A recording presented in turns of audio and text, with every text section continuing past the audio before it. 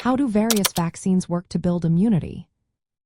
Have you ever wondered how vaccines actually help our bodies fight off diseases? It's a fascinating process that involves training our immune system to recognize and respond to harmful invaders. Let's break it down in a simple way. When a vaccine is given, it introduces components of a pathogen, known as antigens, into our body. These antigens are seen as foreign by our immune system, which then kicks into action. The immune system prepares itself to defend against the actual pathogen if it ever shows up later. The main players in this immune response are B cells and T cells. B cells are responsible for producing antibodies. These antibodies attach to the pathogen's antigens, neutralizing them or marking them for destruction. T cells have a different role. They help kill infected cells and support B cells in their work. Once vaccinated, these cells learn to recognize the antigens of the pathogen and create memory cells. Memory cells act like a long-term security system. They allow the immune system to respond faster and more effectively if the same pathogen is encountered again in the future. Vaccines come in different types, each using unique methods to present antigens. Live-attenuated vaccines contain weakened forms of the whole pathogen. They closely mimic natural infection and usually create a strong immune response with fewer doses.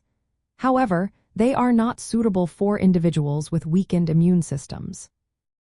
Inactivated or killed vaccines use pathogens that have been inactivated so they cannot replicate. These vaccines are safer for those with compromised immunity but often requiring multiple doses and boosters to maintain protection. Subunit, recombinant, or messenger ribonucleic acid vaccines introduce only specific parts of the pathogen, like proteins or genetic material. This method stimulates immunity without using the entire organism. These vaccines also typically need several doses to build and sustain immunity. After vaccination, it is common for the immune system to produce mild symptoms such as fever or fatigue. These signs indicate that the immune system is actively responding and building protection.